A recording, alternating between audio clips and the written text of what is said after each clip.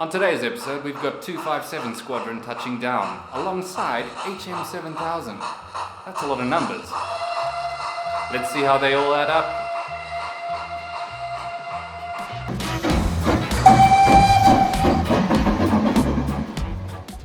Hey guys, welcome back to Proper Chuffed. My name's Hilton, and I have absolutely no idea what I'm doing. But that is half the fun of this, isn't it? If you are new here, welcome to the channel. I hope you enjoy this content, and if you do, please consider subscribing. If you're one of my returning viewers, welcome back guys. It's very good to see you again. Now, I'm not much of a southern man, neither am I a great western man. Those just aren't two railway companies that I've never been particularly interested in, although I understand they have huge fan bases, and more power to you chaps. And they don't really fit on my sort of layout plans, which is sort of set in the West Highlands, and it's a preservation railway. And in the sort of my fantasy world, a lot of prototype locomotives have been rebuilt and are now running on this line. However, that being said, there are a few locos within each of those railway companies that I've always been quite interested in.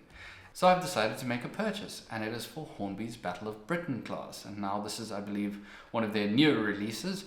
And I'm rather excited to have it in my hands, but I'm going to do something quite cool today because I'm going to add sound to it. Now, the locomotive in question is this, 257 Squadron. And why I was actually really excited about this is because 257 Squadron flew Typhoons, which happens to be my absolute favorite aircraft from the Second World War.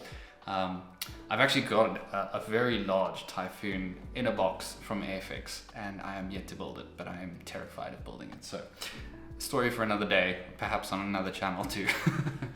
However, I have decided to add some sound to it, and I've picked up one of these. Now, I picked two HM7000 decoders up from Hatton's during their sort of closing down sale. I think they were about £45 each or so. And I am rather excited because this is something I've heard a lot about.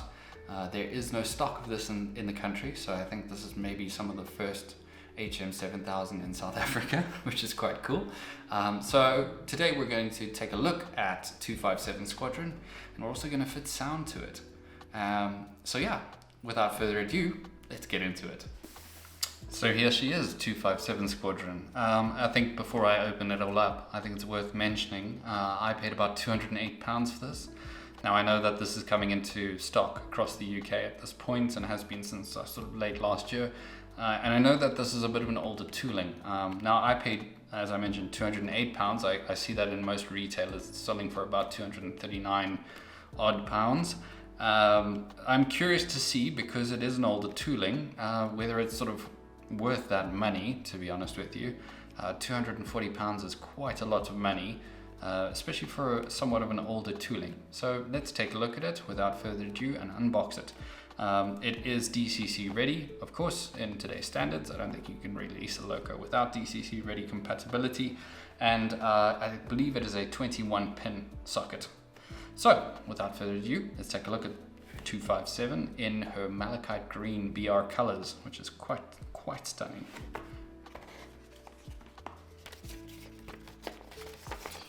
As per usual, we've got our documentation, just a little bit of info on West Country class and Battle of Britain class, as they are so similar. A little bit of discussion here around fitting the couplings and the sockets, and obviously the DCC decoders. Now I can see here it's got one of those awful plug-in sockets, which, to be honest, really not a fan of, which is unfortunate. And then obviously there's all the extra bits like the brake rods and such. We get an extras pack, obviously, with all the usual sort of bits and bobs. There's actually a crew included here, which is quite nice to see.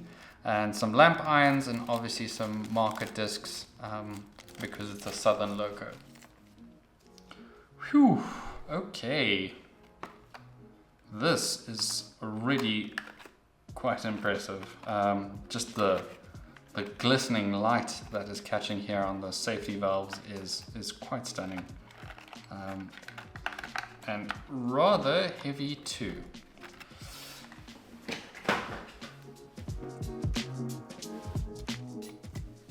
Okay, so here she is.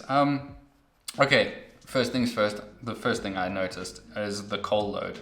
I can see that this is an older model just because it's got that sort of poorer quality of coal load that I think Hornby produced. The newer stuff seems a lot more realistic. So that's unfortunate to see that they didn't sort of replace that with something a little bit more modern, but it's not something that, we can't fix. We can always just add some coal to it if we wanted to.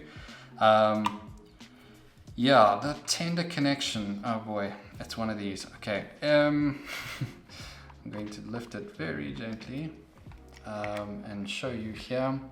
It is unfortunately one of these sort of screwed in tender connections with the plug to it, which I am really not a fan of. These are very fiddly, and if you do tend to break one of these little wires here, unfortunately it's kind of difficult to get them fixed, though not impossible, but just a frustrating thing to deal with. There's a decent amount of pipe work here. Let me put it back on its side. There's a decent amount of pipe work here. The finish is absolutely fantastic, I will say that. The livery, the application, the pinstripes of the yellow on the malachite green are extraordinary. Super straight, and actually the nameplate here of 257 Squadron and the emblem of the Squadron below it is quite beautiful. They've done a very good job on that, so well done to them on that. Looking inside the cab, I will give you a close-up of this later, obviously. There does seem to be an extraordinary amount of detail in there, so looking forward to taking a closer look at that. Overall, quite impressed. Not mad about that coal load or the tender connection, but those are things that we can look beyond. But first impressions are very good. The riveting looks fantastic on this. All sorts is going on here.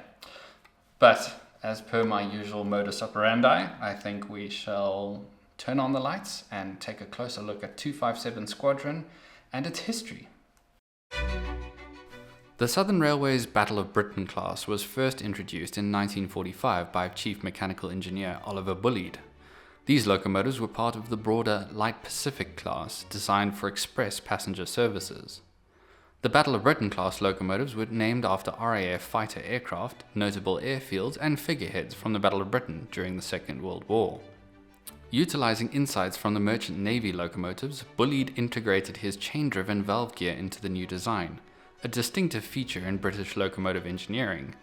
This component, though notorious for its challenging accessibility and potential valve irregularities when combined with the fast Bulleid steam reverser, operated within a sealed oil bath for constant lubrication. The locomotive, resembling the Merchant Navy class with its air-smooth casing, earned the nickname Spam Cans due to its similarity to tin cans. The integral smokebox, forming part of the air-smooth casing, maintained the casing shape and housed a circular arrangement of the 5-nozzle Le Martre blast pipe within a large diameter chimney. Electric lighting, powered by a steam generator, illuminated gauges with fluorescent markings for enhanced nighttime visibility. The cab's ergonomic design group controls for the driver and fireman's convenience, ensuring safe operation. Additional features included a steam-powered treadle for firebox door opening, enclosed footplate for improved winter conditions, and innovations like steam-powered clasp brakes and iconic Bulleid Firth brown wheels. These locomotives were primarily used on the Southern Railway and later the Southern Region of the British Railways. They operated until the end of steam on the Southern Region in 1967. Unfortunately, due to the shift to diesel and electric traction, most steam locomotives, including the Battle of Britain class, were retired from active service. 257 Squadron was constructed at Brighton Works and completed in 1948. This specific Pacific was among the initial batch produced under BR ownership. Initially stationed at Dover Marine Shed, it primarily operated continental boat trains to London and played a significant role in the night ferry service. Additionally, the locomotive handled local services between the Kent Coast and Charing Cross, and notably ventured onto the Tunbridge to Redhill line, a rare feat for a Bulleid Light Pacific. With the electrification of the Kent Coast lines in 1958, steam locomotives were relocated, leading to 257's move to Exmouth Junction in February 1958. Serving as the Southern Region's primary shed for the West Country, the locomotive operated trains to Salisbury, Plymouth, and various destinations in North Devon and North Cornwall. In its final assignment at Eastleigh from June 1964, 257 Squadron amassed a total of 698,843 miles before being withdrawn in October 1964, concluding its operational lifespan of just over 16 years. Having sat in the famous Woodham scrapyard for 19 years from 1965, 257 was rescued in 1984 and brought back into steam in 1990, and has since been operational on a number of preserved railways, currently permanently based at Spa Valley Railway. So here she is then, 257 Squadron, and looking at the front of her, we can see that there's an immense amount of detail here, separately fitted smoke box dart, lamp irons, 6 of them in total, and then the amount of riveting that's going on here is kind of crazy, and the riveting actually looks fantastic, and to, I suppose, its natural scale size. I often find these locomotives have riveting that's a little bit too large for them and looks a little bit unrealistic. However, this very fine riveting across the entire body of the locomotive is rather impressive. The running number 34072 painted on the front there, nicely shadowed with that southern green, the malachite green and yellow, as well as the running number included on the smoke box door itself. Moving down a little bit, we can see the middle of the body here. The nameplate and squadron insignia are separately fitted and are beautifully detailed. I am so impressed at just the fidelity of both of these, especially the squadron insignia. We can see the lion sitting in the middle of the crest there with the crown at the top.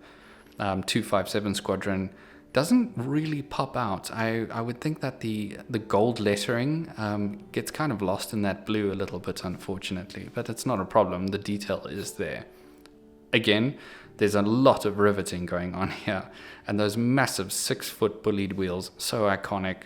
At the top, we've got separately turned metal safety valves that have been included, the 3 of them there, as well as a plastic whistle. There's a little bit of paint bleed on mine, but overall you wouldn't even notice it from a distance, so it looks pretty good there too. Looking at the cab section and also the tender, we can see we've got separately fitted glass. Obviously that is a plastic of sorts, but rather impressive. I did not know that these tenders had glass fitted to them as well, but I suppose that makes a lot of sense given that you could sort of look through it when the cab is all sealed up on a wet or rainy or cold day and see what's going on behind the tender. Again, a large amount of detail here. The rear pony truck, those sort of springs that have been included there, rather impressive looking. The bogie detail overall is very impressive. I'm impressed with this casting. I would hazard a guess to say it's a rather recent one. So well done to Hornby on that. It looks absolutely fantastic. And the more and more I look at this, the more I'm inclined to say that this is probably worth the cash at £240. Again, you can see the pinstriping that's been included here on this malachite green and yellow. The pinstriping is absolutely exceptional. There doesn't seem to be they haven't skipped a beat here in terms of putting those down.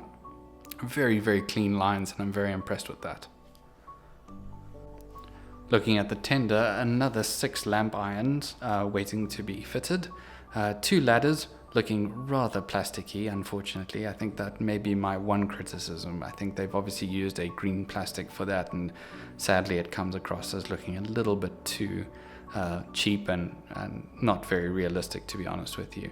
However, of course, as you would expect, sprung buffers, as well as the coal load, which frankly, to be honest with you, it's not quite as high end as I would expect, but again, something that could be resolved once you've added your own coal to it.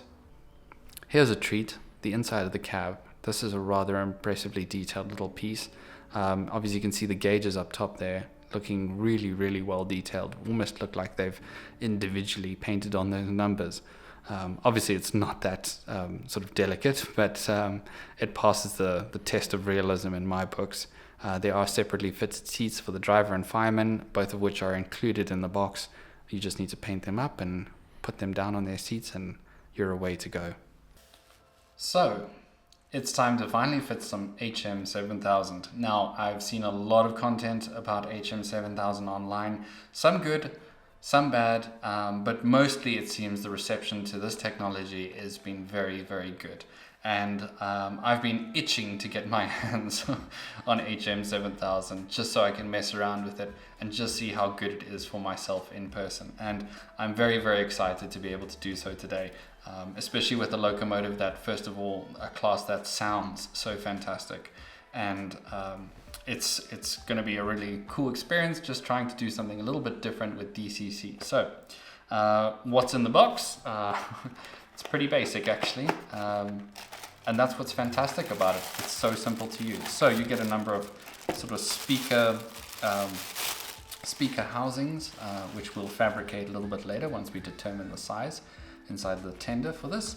We get some instructions, which we'll go throughout the setup, I suppose. And then what else is here? Right, two things. Cool, we've got the decoder itself, nicely sealed up, a white decoder, something I've not seen before. And we also have a small little speaker. I believe they call this a sugar cube speaker.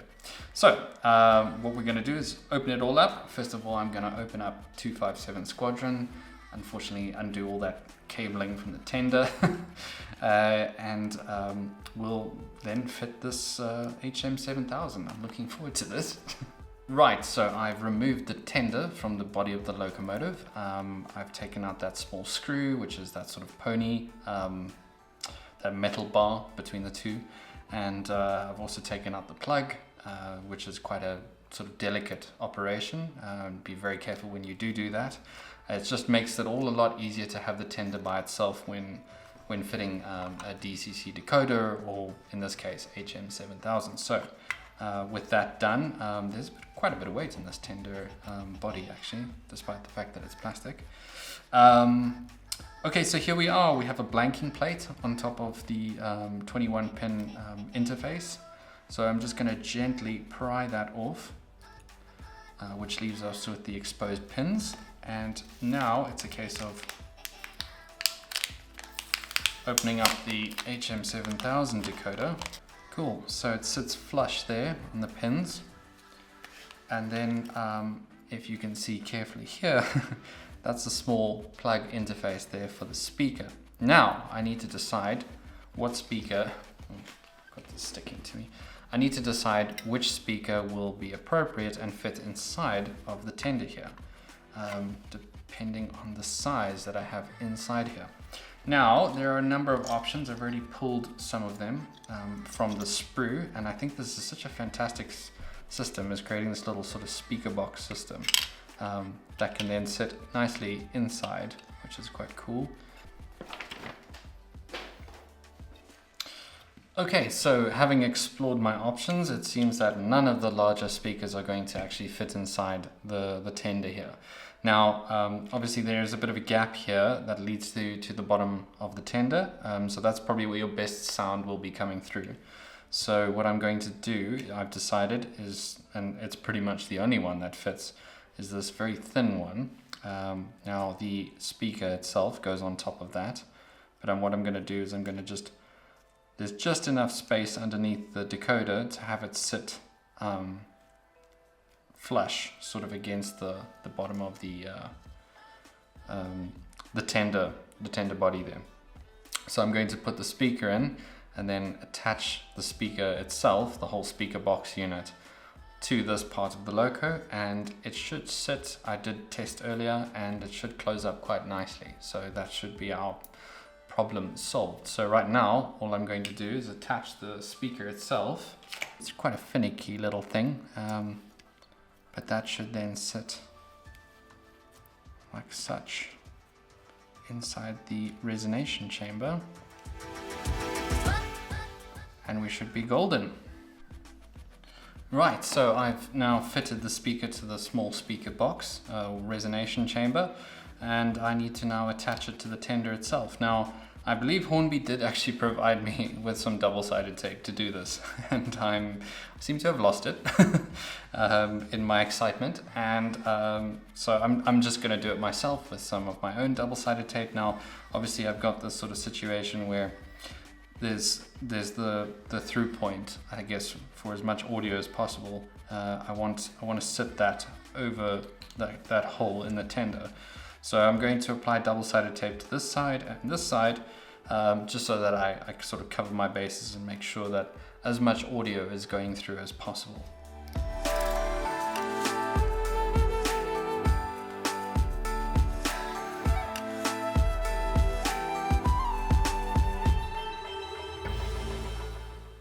And that's it. Speaker attached. I'll just curl up these wires so they don't get in the way of closing up the tender. There we go. Perfect.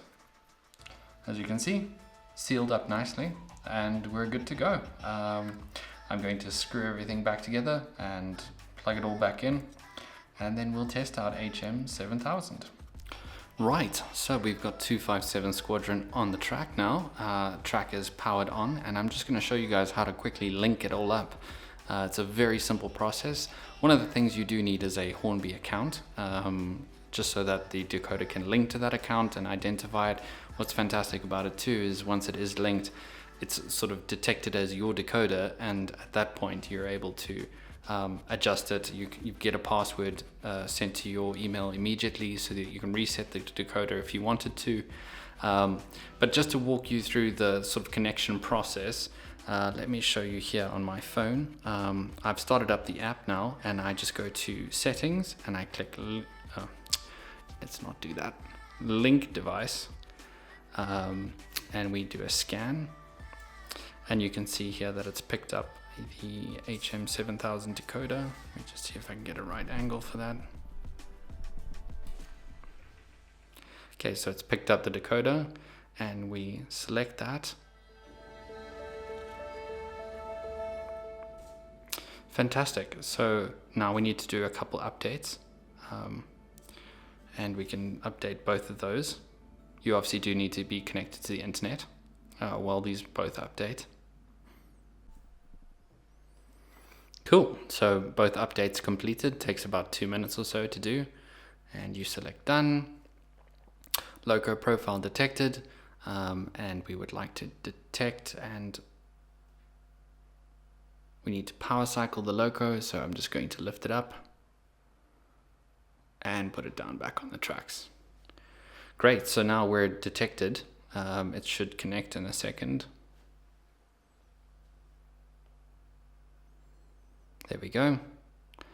Loco address 3 as the basics. Now you can rename the loco if you want to.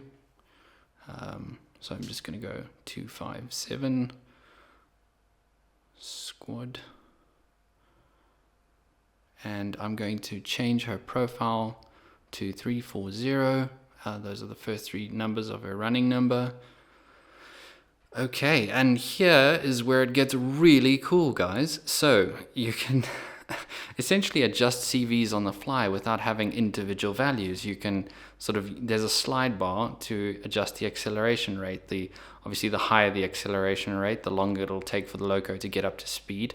The same with the deceleration rate. So I'm just gonna bump both of these sort of a little bit there, I guess 15% or so. And then we can also adjust the global volume. So right now I'm going to leave it as 50 at the sort of base default. And we can import function maps. I'm not too familiar with how those work, but I'm assuming that if you have certain profiles that or Hornby provides profiles, you can use those. But then let's look at locomotive profiles. Now this is where HM7000 really comes to life, because here you can actually adjust the sound of the loco, because there's a whole library that Hornby have provided and are continually working on and adding to, and you can find the exact loco that you are putting your HM7000 sound and decoder into. Now I did check before I purchased this loco that the West Country or Battle of Britain class does have a sound profile. So we're going to load up those profiles now, and we'll be able to select the one for this loco specifically. Now you can check out all the profiles here. Hornby do have quite an extensive list of loco profiles on their website.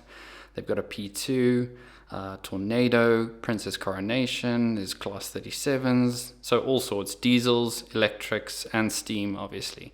So we're going to go into steam, and now we're just going to scroll across, and we see where we can find, hopefully, Merchant Navy. I think that would probably be the closest from what I remember. A lot of Flying Scotsmans, a lot of A1s. Hornby, do you sell enough Flying Scotsmans? I think you do. So we're going to select Merchant Navy, and we're going to install this locomotive profile. Now, this takes a little bit of time. It can take up to sort of 15-20 minutes. So I'm going to stop it here, and I'll let you guys know once it's updated and installed. But the key to this really is the fact that it is completely adjustable constantly. So if you wanted to go to the trouble of it, you could obviously switch decoders between locos and try out different sounds. You could mess around with all sorts of different profiles, and I think that what's fantastic is that Hornby are continuously building on this library, and you're not restricted to just downloading one profile and having it stuck there. I think the real joy or key to HM7000 success is its sort of adaptability, the fact that you can switch between locos, have different sounds in different locos, and have this extensive and pretty good sounding library on your hands. So really, I think it's a really impressive piece of technology. And also, obviously, you've got Bluetooth control, which is fantastic, and I think it makes the world of DCC or DCC control a lot more achievable at a tighter budget. With Bluetooth control, you don't need to buy an extensive DCC system like mine, like the Z21. You can actually just control everything from your phone using Bluetooth if your locos are equipped with an HM7000 decoder. So I think overall this is a rather marvelous piece of technology, and I'm very impressed with Hornby. Anyways, let's check back once this update is finished, and we'll see how this Battle of Britain class sounds. I was about to say Merchant Navy. It's not Merchant Navy. Right, sound profile downloaded and updated.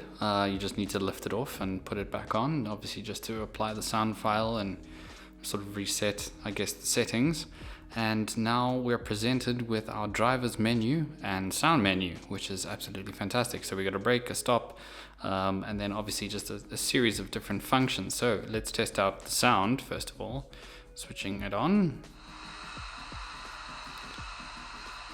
It's rather loud. All right, checking out the whistle. Wow, sure, that's very loud. Goodness me. Okay. All right, let's put her into gear.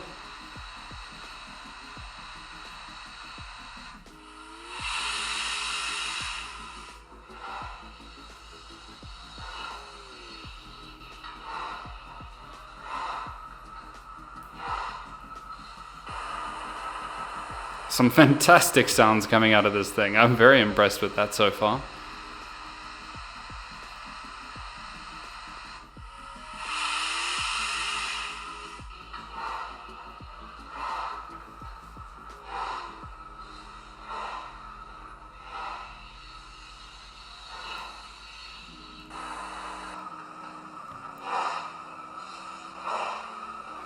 Now, I'm not sure what impresses me more, the quality of this locomotive, 257 Squadron, or the HM7000 app.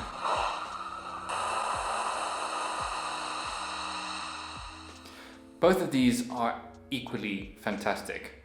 However, I think it really is HM7000 that needs to be highlighted here. For as much as a beautiful locomotive as this is, HM7000 is a game changer for people who are looking to buy DCC sound and get into that. If I look at the price of DCC sound decoders like a Locksound V5 or so, you're probably looking at about £110, right? This is half that price, and you get equally good sound and the option to then switch that decoder between locomotives and download new profiles. That's a game changer. That really, really is. And what Hornby is doing here, I think, is really making the hobby, and sort of the higher end of the hobby, if you wanted to consider sound part of that, very accessible to people like you and me. This is a very affordable way to get sound onto your locos and new controls, to be able to adjust CVs without having to get into the whole expensive DCC format. The fact that you can run this on Bluetooth as opposed to buying a whole system is fantastic. And it really is an affordable, easy way to get into the hobby and enjoy that sort of aspect of it. I'm really, really impressed with this. Well done, Hornby. Like, kudos and hats off to you. Like, you've really done something quite special here. I'll definitely be picking up more decoders in the future because I'd love to like convert the entire fleet to have sound. That would be fantastic. I'm really, really impressed with this. So good job, well done. And if you're considering it, it's an absolute yes from me. As for 257 Squadron, she's beautiful. I'm really, really happy to have her on the line. These clean lines on her are absolutely fantastic. Such an odd looking loco. Like, again, as I mentioned, I'm really not a southern guy, but the fact that it's 257 Squadron, a loco that is running today, it makes her quite special to me, and the fact that it's a Typhoon Squadron is extra cool too. So let's hook her up to some coaches. Now, unfortunately, the sort of purists among you might be you might cringe a little bit when you see this. I don't have southern coaches. I don't have those green coaches. So I'm gonna have to hook her up to, I guess, some blood and custards. So please bear with me. I assure you I will give you a stunning running session. And I'm so sorry about the wrong coaches.